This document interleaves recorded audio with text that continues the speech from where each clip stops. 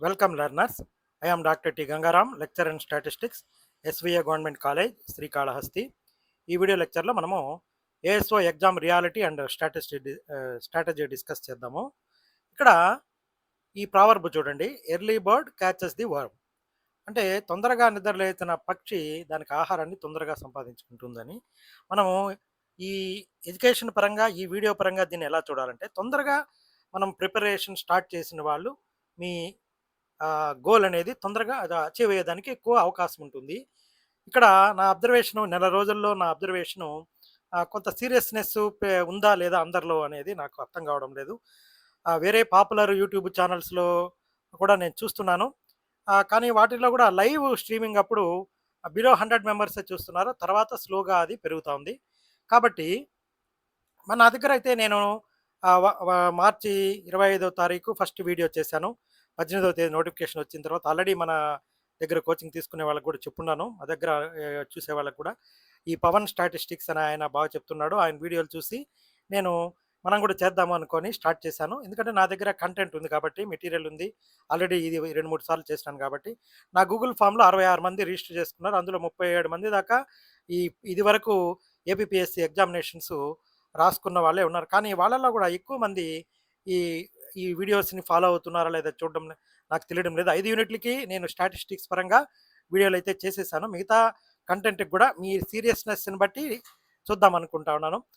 కాబట్టి very few candidates are very seriously preparing for assistant statistical officer exam. మనము ఇక్కడ సీరియస్‌గా ప్రిపేర్ అయ్యేవాళ్ళు ఎంతమంది అనేది, ఎర్లీ బర్డ్ అనేవాళ్ళు ఎంతమంది ఉన్నారనేది చూస్తే 200-500 మంది సీరియస్‌గా ప్రిపేర్ అవుతున్నట్టుగా నాకు అనిపిస్తా ఉంది. ఏమో ఇంకా పెరగచ్చేమో. మనకుండే post 251. Competition is less than expected. అంటే నేను చెప్పేది సీరియస్ లెర్నర్ కోసం. అప్లై చేసిన వాళ్ళందరూ సీరియస్ లెర్నర్సే కాదు.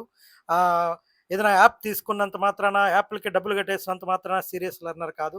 నా దగ్గర రిజిస్టర్ చేసుకున్నంత మాత్రాన సీరియస్ లెర్నర్ కాదు. ఏపీపీఎస్సీలో అప్లై చేసినంత మాత్రాన కూడా సీరియస్ లెర్నర్స్ కాదు.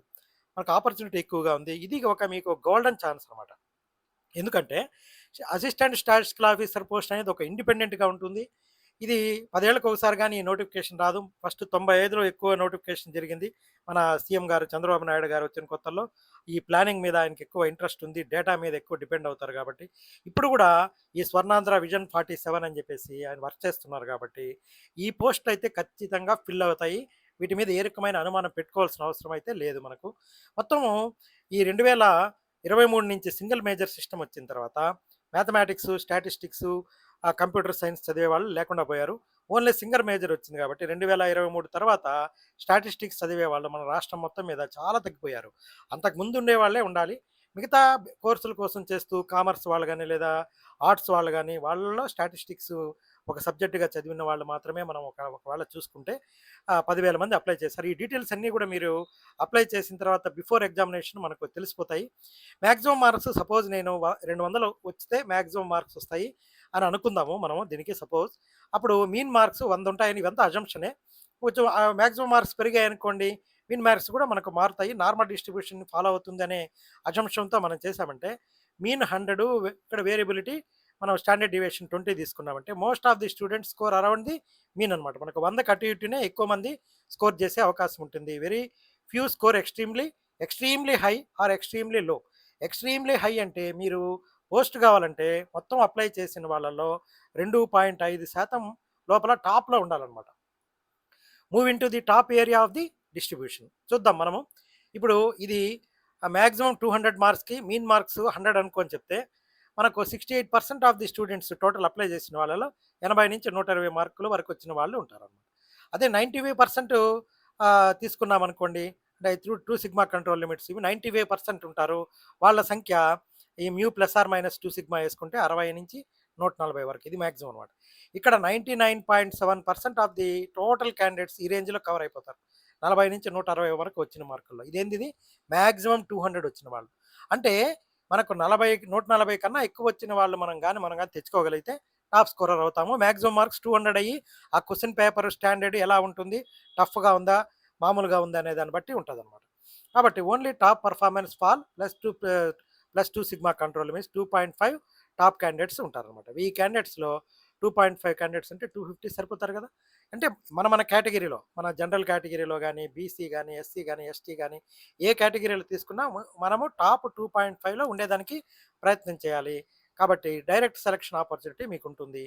ఈ ప్రీవియస్ అబ్జర్వేషన్ ఏమంటే ఆయన పవన్ స్టాటిస్టిక్స్ వీడియోలో నేను గమనించిందేమంటే ఆహ్, ఎలిజిబుల్ క్యాండిడేట్స్ మనకు 30% ఆఫ్ ది టోటల్ మార్క్స్ 140 వచ్చిన వాళ్ళు లేరు కాబట్టి మళ్ళీ రీనోటిఫికేషన్‌కొచ్చి మనము మళ్ళీ ఫిల్ చేయాల్సొచ్చింది. Competition is not at all a problem. Prepared candidates are very limited. Serious prepare అయ్యేవాళ్ళు మనకు వెరీ లిమిటెడ్‌గా ఉంటారు. కాబట్టి posts are more than serious competitors. ఇది final message. Selection depends on consistency. నిలకడగా చదవాలి, ప్రతిరోజు చదవాలి. మనము నెవర్ గివ్ అప్ లాగా ఉండాలి. If you prepare well selection is almost guaranteed. Be the early bird, stay ahead.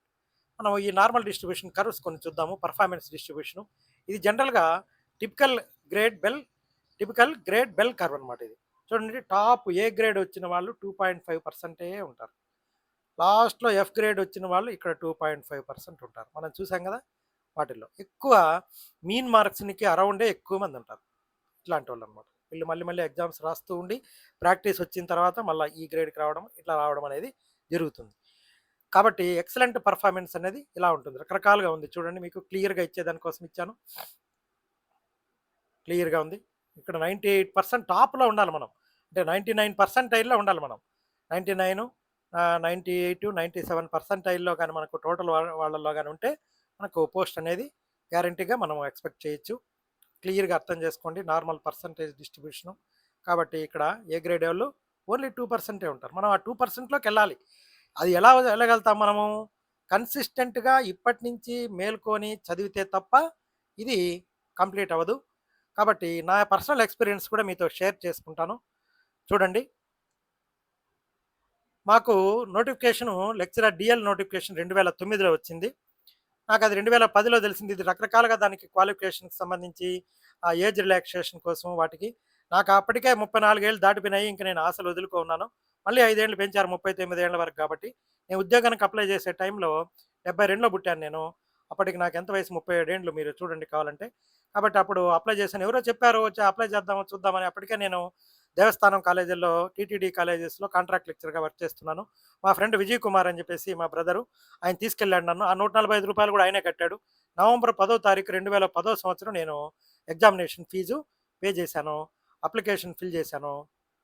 ఇది నా అప్లికేషన్ ఫిల్ చేశాను.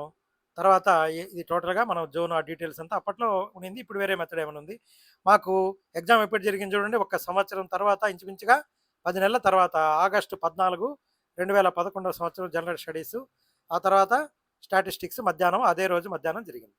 వీటి కోసం ప్రిపరేషన్ అనేది ప్రారంభించాలనుకున్నప్పుడు నాకు ఒక అదృష్టము ఎలా జరిగిందంటే, అప్పట్లో నేను వెటర్నరీ కాలేజీలో పనిచేయాల్సొచ్చింది. వెటర్నరీ కాలేజీలో మల్టిపుల్ చాయిస్ క్వెషన్స్ ప్రకారం వాళ్ళకి నేను చెప్పాల్సొచ్చింది సబ్జెక్ట్ మొత్తము. Statistics for life science, statistical methods for life science అని చెప్పేసి. మా ప్రొఫెసర్ గారు ప్రొఫెసర్ పి.